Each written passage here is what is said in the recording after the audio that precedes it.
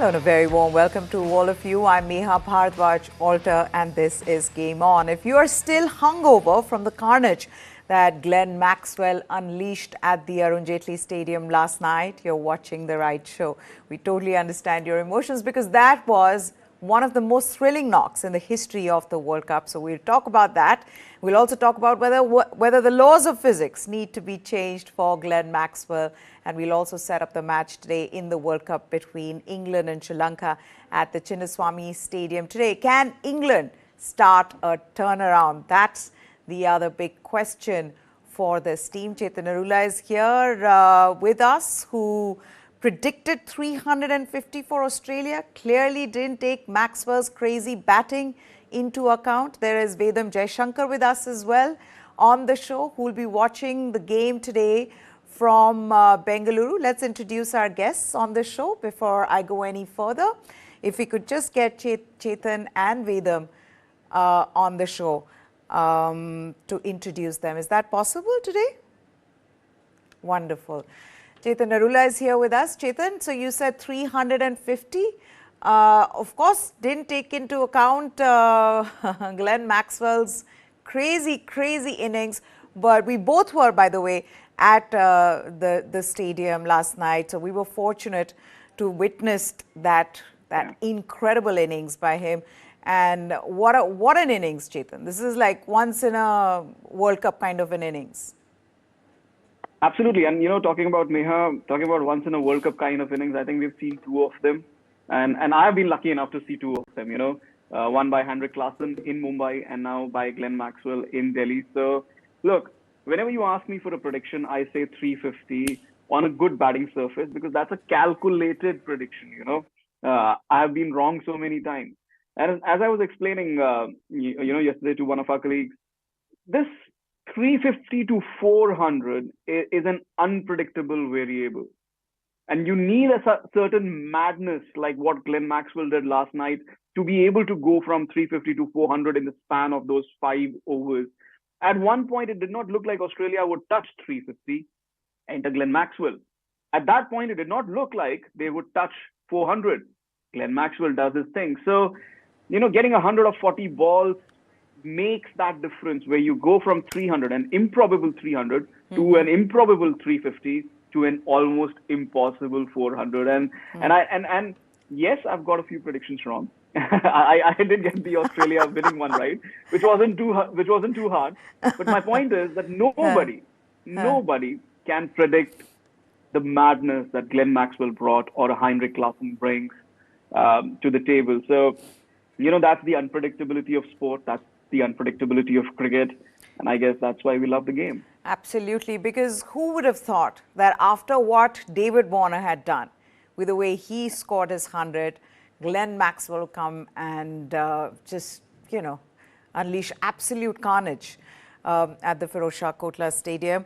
Vedam Jaishankar also joins us here. Vedam, Australia truly back on track now. It's one thing that you beat a team, but to beat a team in this manner, 309 runs, this is a statement win for them. Yeah, definitely. Because when you look at the way the Australians are really shaping up, their batting, their openers have hit form, their middle order is also working. They just need to get maybe Smith and Labuschagne to work. Travis Head is going to be back very shortly. So I think the Australian batting is really going to be flowering.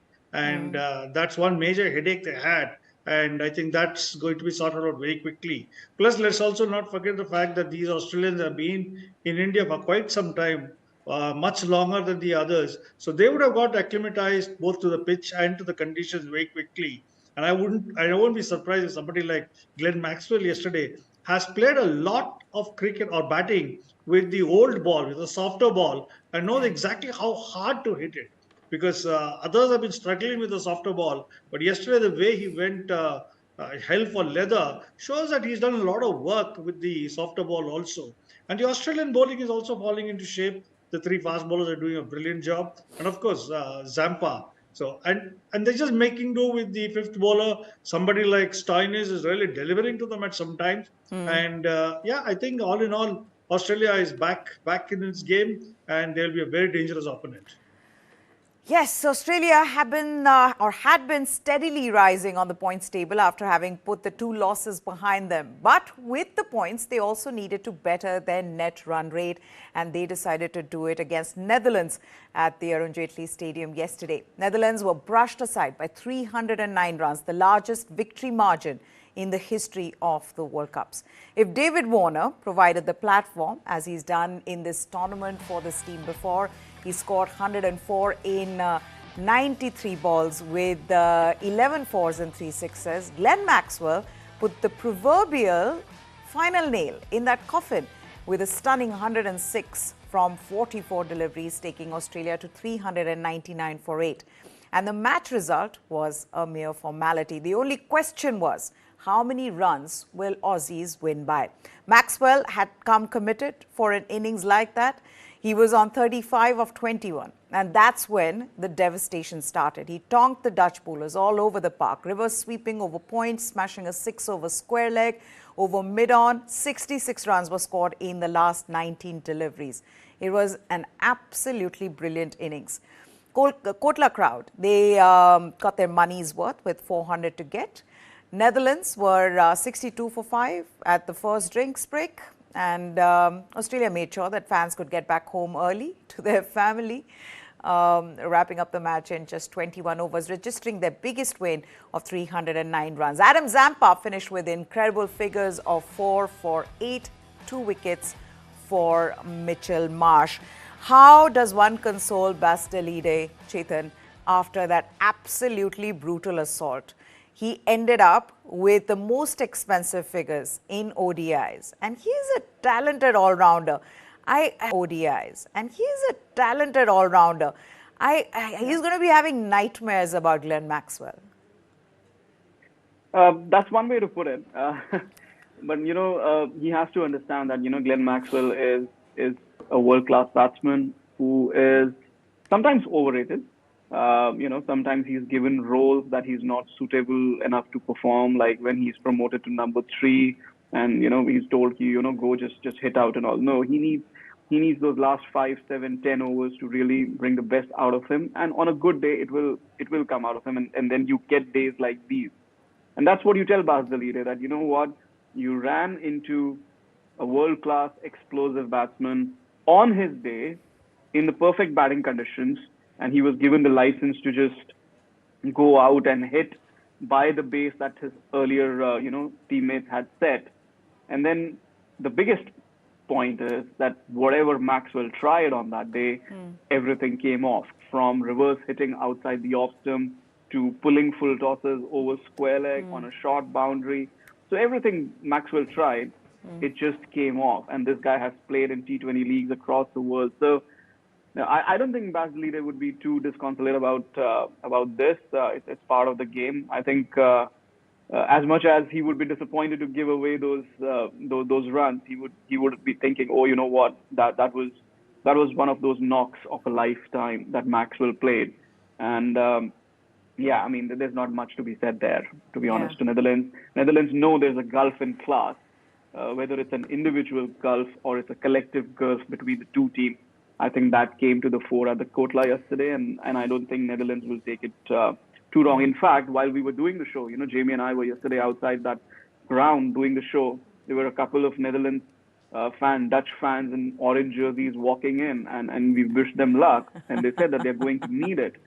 Obviously, our wishing them luck didn't really work out too well, but like I said, the gulf in class between the two teams was too wide, and I think they'll take it in their stride. Yeah. Let's talk about a little bit about David Warner as well. Remember, he scored 100 as well, guys. I mean, everyone's been just talking about Glenn Maxwell, but that's that kind of an innings, Vedam. David Warner, though, again, a man on a mission. I said this about Quinton de Kock as well. It's almost like, because they know this is like their last dance. And we know that they can handle pressure well. They're big match players. I feel like David Warner can be added to that list of top scorers by the end of the World Cup, especially if Australia are through to the semis. Because everyone around him might be struggling, but he's batting on a different level. Did he get 100 yesterday? I only look at people who get hundreds in 40 balls. I'm not sure if. Anyway, you're In right. fact, he slowed down because you know what happened yesterday? I was waiting outside. So there is this little balcony sort of a place right outside the press box where I wanted to go record his, that moment of 100. And I had to wait for what, 2 overs, 3 overs before he finally got to his 100. Yeah, see, actually, what has happened was Maxwell's 40 ball effort Yeah. absolutely overshadowed what David Warner did. But David Warner really set the pace. He really looked after the bowling in the initial stages. He ensured that they had a good foundation. And, he ensured that the foundation was so good that Maxwell could come and play his game. It didn't matter whether he got out or not. They were already on top of the New Zealanders. I'm sorry, the Netherlands team, the Dutch team. Uh, Actually, this is a difference between a professional team and an amateur team. You know, it was so stark yesterday, whether in Yeah. terms of batting or whether in terms of bowling. It was so stark, and David Warner knew that he was on a good wicket. And he just had to just keep going at it. And he's a professional cricketer, and he knows exactly what to do, and he did it brilliantly. So I think yeah, Netherlands did not take too much of heart about the way they lost, because this is what professional cricket is about. If Yeah. you're a world champion like Australia, you know exactly what to do. Australia have been world champions for so long. And as a champion outfit, they know exactly what to do in certain situations. Like you mentioned earlier, they realized that this was a time that they could up their net run rate. This was a team against whom they could do it. And batting first was a godsend for them, and they went hell for leather. But yes, David Warner, he's back at his best, and that's bad news for a lot of teams. Okay. Come back to Glenn Maxwell, 100 of 40. This is what he had to say about his 100. Somebody who actually constantly counts balls when he's out there batting. This is what he said. He says, I love fastest 50, fastest 100 records. I'm very aware of balls faced. I love the fastest 50 and fastest 100 records. I think they're pretty cool records, sometimes to the detriment of myself. I've always probably pushed the boundaries a bit too much. I think against Afghanistan in 2015, I was 88 of 38. And I was like, I'm getting it in the next 2 balls. I hit one straight to cover and butchered it. I think I got my fastest 100 the next game. So he's been in that list of fastest 100. I remember he got I think he got 100 of 51 deliveries. So he was in that list of, the fastest 100 makers, Chetan. But this would be special for him as well. He dedicated it to his newborn son. The manner in which it came, the fact that it has firmly put Australia back in that list of favourites, all of these things make it even more special for him. Yes, there's no doubt about that there's a special knock, and it'll be remembered for a long time. I mean, let's also talk about, I mean, you were there at the ground and you saw how the Kotla crowd was cheering for him, or the Arun Jaitley Stadium crowd was cheering for him. It was a weekday. It was a good crowd for a weekday, and I think the Delhi crowd has been remarkable through this World Cup. So I called it a Paisa Vasool innings for a weekday crowd that turned up at the Kotla. It was completely buck for money they spent on buying tickets for Australia versus Netherlands, on showing up. So it was great from Maxwell's perspective. Look, he's a kind of player, like I mentioned earlier when I was talking about Baz Day, that on a given day, everything needs to come off for him. The situation, the conditions, the bowling, the boundaries. I mean, you just need to compare it to the Pakistan game. He was sent up at number 3, a position that really doesn't work for him. But the conditions were good. Mitchell Marsh and David Warner had set up that base perfectly. It was a great batting surface. He knows the Chinnaswamy. Maxwell knows the Chinnaswamy, every nook, every corner, every angle, how to hit the ball, where to hit the ball. And what did he do? He smashed the ball straight to the fielder. So he's a batsman. For him, everything needs to come off on that particular day. And that will get his confidence going. I think that bit is really important for him going, forward in the tournament. He's coming off an injury layoff. He hasn't been playing a lot of cricket after the IPL. And for him to get this knock, it's just one of those check boxes tick marked for Australia. Yesterday, what we saw from Australia was an Australian team going from the first, second, third, and now in the fourth and fifth gear. When the Australian team is in the fourth and fifth gear, you are supposed to be intimidated by them. And I think Maxwell's 100 was a marker of that. I think I just disagree with the fact where you said that, he's put Australia back into the favourite tag. I think David Warner has done that more than Maxwell, back-to-back hundreds, giving them that start, because Mitchell Marsh was the only one in form there, and Steve Smith and Labuschagne were struggling. And now it's all of them getting run. So I think firmly it's been Warner who's been the key architect of their turnaround. Yeah. But I think Maxwell is one of those check boxes you would like to tick off, just like South Africa, do a lot of damage at the end. I think Maxwell is crucial for that. I think what Maxwell did was create that statement. He said that, look, this team is good. We have David Warner, Steve Smith is scoring, now Labuschagne scoring. But what I am doing, this is extra. No other team has been able to do that other than South Africa. That's what Maxwell has done. And this is what Logan van Beek, one of the Netherlands players, he had to say about Maxwell's attack. And he says, the uniqueness of Maxwell is that Baz is trying to bowl to the leg side and he can reverse you over the offside. As a bowler, you're thinking, I want to get hit to the leg side, but he just hit my leg side ball over cover for 6. Where do I go next? I think it's the fact that he can assess the situation, assess the plan of the bowler and find a way to counteract it. He won't necessarily wait for the bowler to miss, but he will create a miss.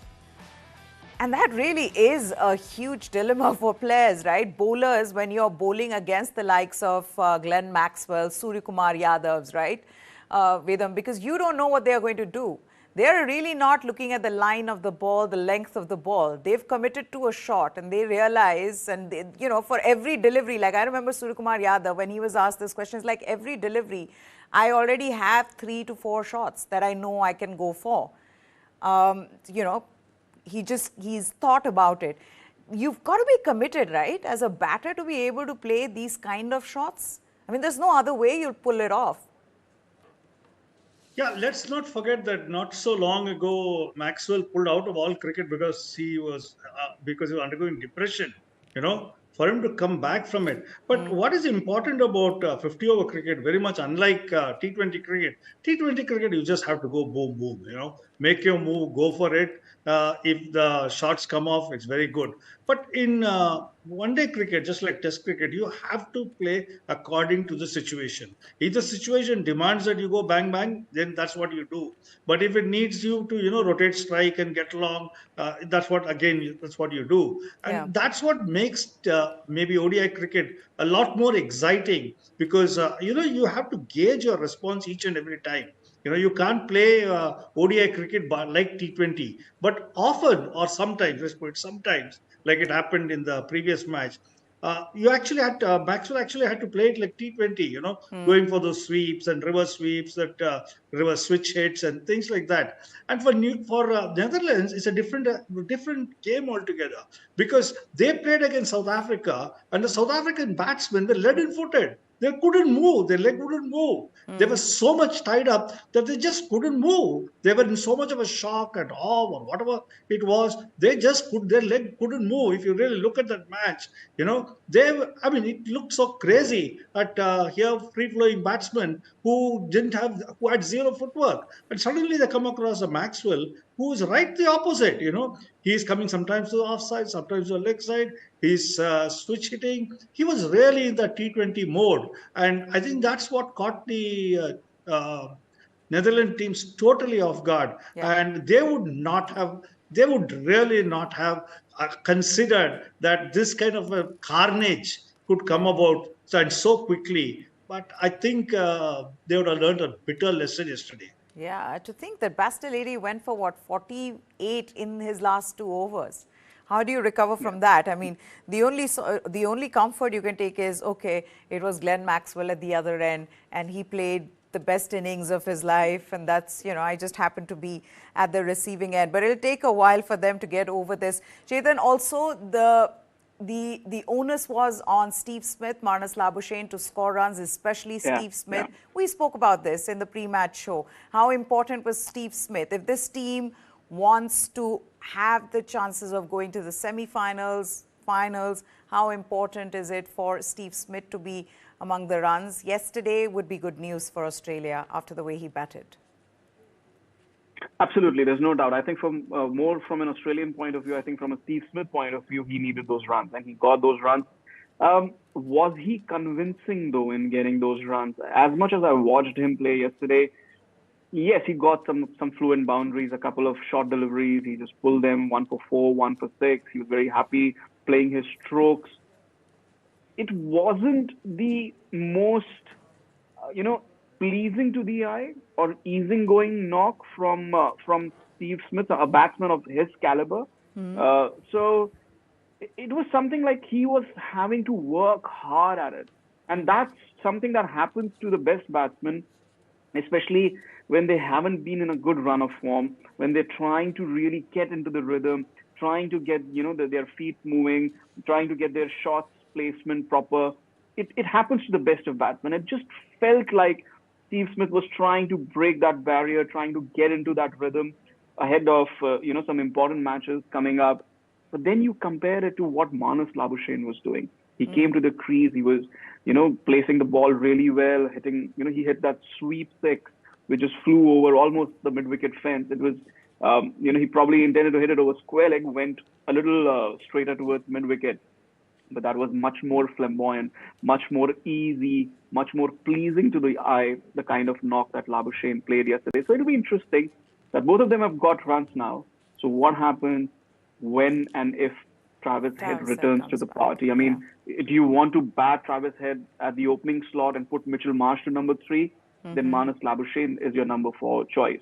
Do you want to push him down to number 4 and keep the top 3 as it is? Then Steve Smith is your man. So I think it's an interesting call-up ahead of Pat Cummins as and when Travis Head returns, because there's no doubt that they would want to bring in Travis Head as quickly as possible. Let's also put up the points table. I know we've shown it just a while back, but if you could put the points table up and have this conversation around, which is that, first of all, who are the 4 teams? Because let's not just presume that only the 4th one. We don't know right now. But to see that India right at the top, 5 matches out of 5, they won, 10 points, good, decent net run rate. South Africa, brilliant net run rate, 8 points. New Zealand, 8 points in 5 matches. Australia now have now got 6 points. So that's Australia, then Pakistan 4, Afghanistan 4, and all others on 2 points. How do you look at this points table, Vedam? Do you see that it's more or less the top 4 right here at the moment who will end up being there, or do you see other teams coming in the top 4? Yeah, I would guess that the top 4 should stay. However, I would keep an eye on the weather, because there are a couple of cyclones hovering around the Bay of Bengal, and we know some of those grounds, especially the east, are not really good when it comes to handling water. So we like to see how that goes also. But otherwise, those 4, I think they have got a head start. I very much doubt whether England can really pull up their socks and do something, because they need so many things working in their favor. And with their mindset, it's very difficult for them to do anything. I won't be surprised if they lose to Sri Lanka too, because Sri Lanka has a good record against England. It's not a bad record. They have a good record against England. And though Sri Lankan side is bad, actually right now Sri Lanka is a poor side. Yeah, they are struggling with their bowling, they're struggling with the batting. But I mean, England is struggling with everything. So you really can't say that it's only Sri Lanka which is struggling. Let's put it this way: it's a match between 2 teams which are struggling in every walk of life, really. So I don't know how the England would really lift themselves up. Everybody thought as defending champions they had a great team, but I always had my doubt about them coming here and playing in India. Their attitude has always been poor, and it continues to be. I mean, they're finding fault with everything. And I won't be surprised if they really struggle. Maybe they don't have a heart and mind into the game. But let's see how it goes. But I think the top four that you mentioned, which are right now there, the number one, two, three, four, I Yeah. think they should hold their position and make it to the semis. Chetan, do you agree, or do you see another team from 5 onwards who can sneak in? Do you see any chance for Pakistan or England to sneak in? No, I don't see. Yeah, so I don't see a chance for Pakistan. But again, it's just really important to understand what's really going to happen from here onwards. I mean, among the top four, among the current top four, uh, you have to look at South Africa, who has to play both New Zealand and Australia. New Zealand, who has to play both South Africa and Australia. Yes. South Africa, India, and then obviously Australia are going to play New Zealand. So the rest of the three teams have to play just a 1-1 against each other. It's New Zealand who has to play 2 games in the top 4. So that could be detrimental to them. I still also believe that 10 points with a higher net run rate could be enough to get you to the semi-final, just depending on how the other results go. And that is where England's best hopes lie. I still believe that they have enough quality to bring it together. So if you just take a look at, what the kind of fixtures they have Sri Lanka today, and then they have India, they have Australia. Then the last 2 games, they have Netherlands and Pakistan. So let's assume that they can beat Sri Lanka, Netherlands, and Pakistan. That's 6 points. And that, adds up to their tally. I think they are on 2 right now. So that's 8 points for them. So for them, the key is to beat one of India or Australia, which is doable. I'm not saying that they can't do that. I mean, it's cricket. Anything can happen. So from that perspective, mathematically, you can't rule out anybody. It's the same for Pakistan as well. They have more points than England, in fact. But given the way they are playing, I'm not sure that they can win another game, in fact, in this tournament.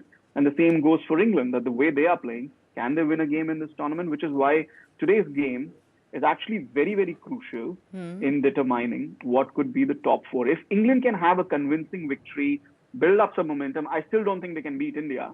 Yeah. But can they challenge Australia? Because that's a rivalry there. And can they win the rest of the 2 games with a healthy enough run rate? So it just depends, really. And that's why today's game becomes really important. If Sri Lanka beats England today, like Vedam is saying, then that's it for the tournament. Then we have our top 4 over there. And then it will be within the top 4 what's the turnaround going to be, whether Australia will finish 4th or will they rise to 3rd, and will New Zealand finish 4th if they still have to play the other 2 teams. So that is why I think Sri Lanka, England is quite crucial for the tournament today. Okay, let's talk about the Indian team as well. The Indian team reached Lucknow yesterday. Fans and supporters welcomed them at the airport, as has been the case in every venue. The Indian team arrived in Lucknow last evening. Fans wanting to get a glimpse of their favorite players. There is increased security, which we've also seen in all the venues. So the Indian team, after having taken a 2-day break in Dharamshala, because they had some time between that match and the match they will be playing against England on the 29th. The Indian team took a break. They went trekking. They were swimming in the river there. There were all these visuals that I'm sure all of you have seen on social media. But there, as you can see, the popularity of this team, which has only gotten more and more, if that's even possible, because of their brilliant performances. They are the only undefeated team in this tournament. And not just that, they have looked good in every game that they've played. They've performed. They've been good in all 3 departments. There's not a single thing that they need to worry about except Hardik Pandya's fitness. Now there are reports that he might be unwell for 3 games, not just 2, which, I mean, he might not come back from injury for those 3 games, not 2. So how does that pan out? And in the game that he missed, we saw what Mohammad Shami did. Suryakumar Yadav's run out was a bit unfortunate, but it'll come down to the replacements and how they do. Because of the role that Hardik Pandya plays, you need 2 players coming in. And Mohammad Shami has taken up his role as the 3rd seamer very well. Suryakumar Yadav's not been tested, but there you see Ravindra Jadeja, Rohit Sharma, all ready for this next game. We've often, whenever we've seen these team visuals, I know I've asked this to Chetan, I've often wondered how they handle pressure. Because wherever they're going, this being a home World Cup, it cannot be easy for these players to just keep the noise out, but they seem to be handling this pressure very well. Of course, keeping your headphones on, talking on the phone, watching something or playing a game, video game, all of that helps. But even then, they've handled this pressure extremely well in this age of social media. And of course, as you can also see, fans cannot just get enough of them. A glimpse is enough. A glimpse of Virat Kohli, Rohit Sharma, all the players that they can see, that's enough for these players. So yes, guys, a quick one on the Indian team. This is going to be now, I think we're getting to a point, as Chetan said earlier, that this might not just be 2 games, Vedam, for Hardik Pandya. So we've got to prepare, or the Indian team has to prepare for playing this World Cup, or at least the league stages, without Hardik Pandya. Do you think that that could be a big problem? Do you think that, you know what, this team is doing okay? They won the match without him, the last match. Even the day he did limp off, with that injury, Indian bowlers did well. What are your thoughts on Hardik Pandya missing the whole of league stage? Yeah, Hardik was an important, very important player, very important, not just important, was a very important player. Basically, because you need that 6 or 7 bowlers out there, It's all okay that just 5 people have to bowl, but you need that cushion. You need that cushion of the 6th and even the 7th bowler. And Hardik was doing that brilliantly. Even sometimes he was bowling more than 5 overs. I think even if he had bowled 5 overs each match, that would have been good enough. But he was bowling more than that. So I think as a bowler, yes, you'd really, really miss him. He was a genuine all rounder. He was not somebody pretending to be an all rounder. He was a genuine all rounder. So in that case, yes, Hardik's absence will be felt. Again, now they played Shami, but if it is going to be a turning track, I'm not so sure that they will play Shami. Maybe they'll play him, make Siraj or somebody sit out and play Ashwin. So everything goes according to the track. But the good thing is the Indian team has got backups. They may not have backups for an all-rounder, but they have backup for a middle order batsman. Ishan Kishan is doing well there. So he's another guy who could come in if Shreyas Iyer or Surya Kumar Yadav need to be rested. And likewise, you have the spin of Ashwin there if it's a pitch that is going to take turn. So, but all said and done, I think this Indian team is looking the sharpest. I've never seen an Indian team look this sharp, especially in the field. They might have dropped the odd catch, but they're looking very sharp. It looks like a well-oiled machine. The way they are bowling, the bowling also, the 3 fast bowlers are absolutely brilliant. And there's Jadeja also backing it up. Kuldeep, in all, they look a head and shoulders above the rest. I only hope they're able to carry it on in the knockout matches also. But right now, they look head and shoulders above the rest. They look, like I said, like a well-oiled machine. And they're not gone around saying that we want to hear dull Pakistan or things like that. And that's a good thing. They're not blaming anybody. They're just bouncing ideas off each other. They're playing for each other. They're supporting each other, and that makes a lot of difference. And when a team gels so well and is able to up its game time and again, then that's dangerous for the other sides. Like I said, I think in the league, they've already got it all sorted out, but I only hope they're able to carry this into the knockouts. Okay, let's also talk about the match that we've been keeping Vedam away from, because as soon as this show finishes, he'll be going for the game that England will play against Sri Lanka at the Chinnaswamy Stadium today. Yes, if the defending champions, England, want to put their World Cup campaign back on track, this is their last opportunity to do so against Sri Lanka in Bengaluru. England have lost 3 of their 4 matches, but the 229-run loss to South Africa in the last game, that'll hurt them. Jos Buttler, the captain, he's undoubtedly let the team down, having scored 87 runs, all of 87 runs in just 4 innings, and was also criticized for choosing to bowl first at the Wankhede Stadium in the last game. What was he thinking? He will need to bat better to get his team out of the hole that they're in. Sri Lanka haven't recovered from losing their top bowlers before this tournament began. and their batting has come in good spots. There's a lot dependent on, the likes of Moeen Ali, on Ben Stokes for England, Jos Buttler. There you see his visuals. Jos Buttler, can he come good? This is an important match for England. If they don't win this, I think they can kiss their chances of getting through to the semi-finals goodbye. The team for Sri Lanka, they've relied heavily on Kushal Mendis, who's been made the captain in the absence of Dasun Shanaka. He's been scoring runs as well. He's been in form, but can he come good today? He will need to if Sri Lanka want to win. Angelo Matthews was named as the replacement for Matisha Pathirana. And the news now from the Chinnaswamy is that England have won the toss and opted to bat. So imagine this English side with a point to prove, defending champions. They are going to be batting first on the flat wickets in Chinnaswamy with short boundaries. There will be balls flying all the way to Cubbon Park. And Vedam can tell us more about what he's expecting. Vedam, your first reaction to England opting to bat? It's a good move, actually. Yeah. It's a very sensible move because they really need to put a lot of runs on the board.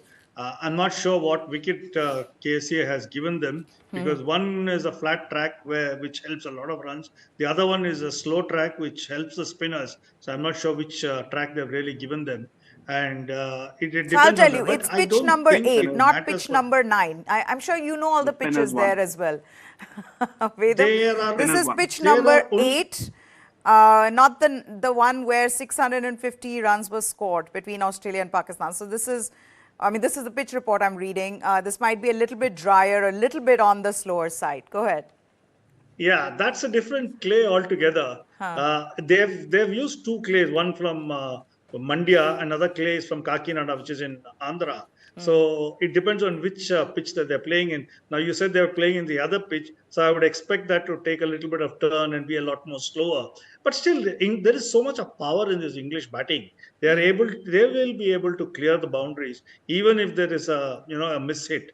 And especially in those initial overs when only two fielders are allowed in the out, and those miss hits would still carry to the boundary.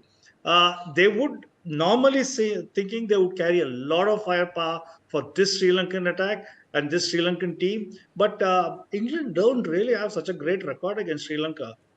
Funnily, it's very surprising, but that's the fact. I think they've won just 2 or 3 World Cup matches against them. Otherwise, they've really struggled against Sri Lanka for whatever reason. And but Sri Lanka, this is not the Sri Lankan team that we know, which had great batsmen and great bowlers. This is also a very, very ordinary Sri Lankan team. So actually, strictly speaking, this is a match between two ordinary sides. England has been made ordinary because of their attitude. I don't know. I think the last time they complained about pollution. I wonder what they're going to complain about in Bangalore now. But yeah, I think there are a lot of excuses they'll have. So you were talking about the record. The head-to-head is 6-5 in favor of England, but the last 4 matches in the World Cups have been won by Sri Lanka. And of course, England will do well to remember how they lost to Sri Lanka in Headingley in 2019. Chetan, though, England opting to bat, is it game, set and match?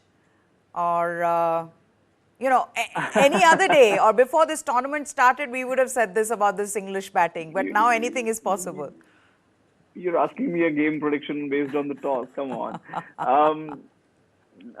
You said it is a bat first. Oh no, you said it was a chasing side. Everybody chases at well, they do, Chinnaswamy. but it's not the kind of pitch where you can chase. I mean, it's a little slower, like Vedam said. It's a different pitch, as you also read out. So it's a different pitch where there's going to be a bit of turn. But look, it's not just.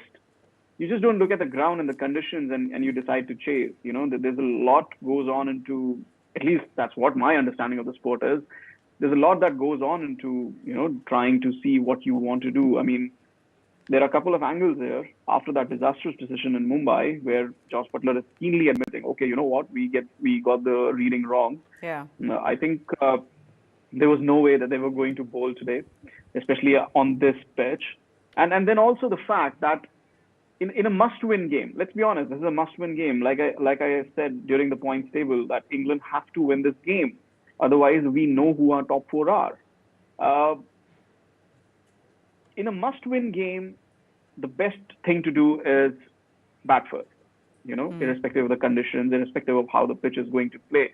And right now, England is not in a situation where they're batting. You just read out the stats where somebody like a Joss Butler isn't scoring. Ben Stokes just come back. They're dependent on, their top two batsmen. It's David Malan and Bairstow who scored runs in this tournament for them, and nobody else really, even if they have the firepower. Harry Brook has got one half century. Their batting is not really firing. So you don't want that added pressure. What if Sri Lanka goes on and scores 320 on a slowish track? And then you're again in that situation where you're chasing the same situation as South Africa, the same situation as Afghanistan. So now it's time for them to try and do something different. So I think a variety of factors go into making this decision. And it's the right decision for England. Absolutely. And they need to put on a good score. And the fact that they're playing Moeen Ali also indicates that there is going to be some turn in the pitch and they would look to squeeze Sri Lanka. To be very honest, I was surprised that he hasn't played the last few games because he's a fine all-rounder to have in these conditions and he brings a lot more balance to the side. So England have been in a bit of a mess throughout this tournament. And if the league stage is not supposed to, just finish off, become predictable, we need an English side to fire. We need this English side to fire today. I'm getting a sense that you're a convert. It's taken 24 matches, but now you don't say the teams should chase instead of batting. I feel No, I didn't say that. You're a bit of a convert. No. Come on. This was you completely on the other side when I asked you the last time Australia played Pakistan. And you said, no, come on, everybody knows.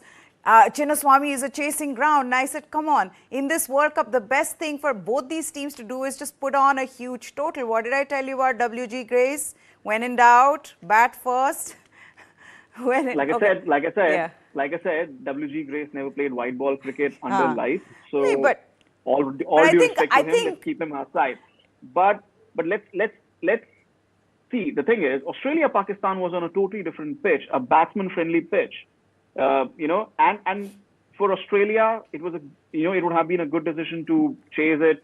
For Pakistan, knowing what kind of target they're going after, that was a good decision for them. I'm still going to say it. It's just the execution. Now it's just an ego thing, Chetan. Come on, now it's no. See, like I said, okay. No, I get it. I'm just teasing you. I'm just teasing you. You are entitled to your opinion. I'm just teasing you. Okay. Let's get Vedam in as well. Vedam, what about Sri Lanka though? Do you see their bowlers being able to stop England to a below par total? Is that even possible on a flat pitch? What are you expecting from Sri Lanka? We're going to wrap this up. I don't think it'll be a flat pitch. Yeah, but Tikshana is there. He's their best bowler, really. And if he comes off, yes, he'll do a lot of damage. But otherwise, I don't think the Sri Lankan bowling is up to the mark at all. England, very interesting. If you count Livingstone, they have 4 spinners. And that could come in very handy, provided there's no dew fall later in the day. That could come very handy because Sri Lankan batting, when they get going, they're really outstanding batsmen. But the thing is, they don't get going all the time. So I think it is a match between two equals, two bad sides, really, if you ask me. I don't know how it's going to go. I hope it goes for the Sri Lankan way, but anything can happen. Yeah, so there are a couple of changes, more than a couple of changes. Vokes, Moeen and Livingstone are in. Atkinson is out. Brook is out. Those are the changes for them. Topley is, of course, we've told you he's gone back home. Also for Sri Lanka, Angelo Matthews, he's playing. So he comes into the team. The experience of Angelo Matthews, how much difference will that make? And Kumara, he's also in the team. So those are the changes. Prediction times. Time for both Chetan and for Vedam before I wrap this up. Chetan? I mean, I guess we have an evening show, so just the score. Yes. I think England will be looking to get 300, 320 on the board and then squeeze Sri Lanka. I think anything less than 300 and Sri Lanka will fancy their chances. Yes, their batting is comparatively weaker than England, but in this tournament, it's Sri Lanka's batting a couple of batsmen at the top, a couple of batsmen in the middle who've done the job for them. So anything less than 300, and I think England will be in trouble. Okay, Vedam?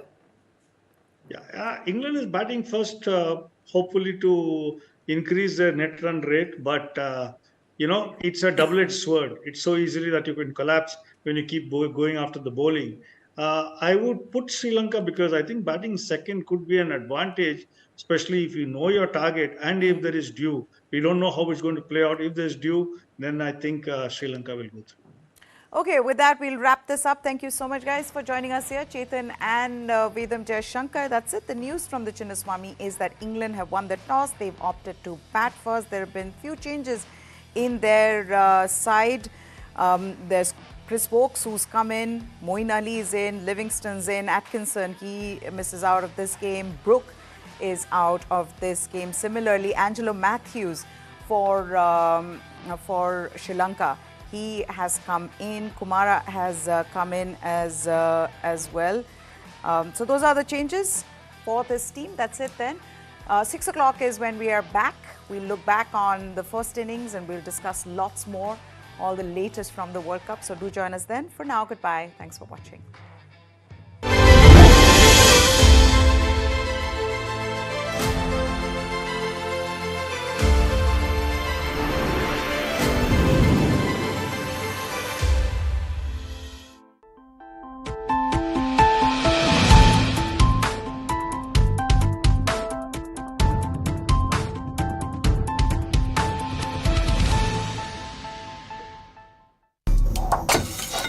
China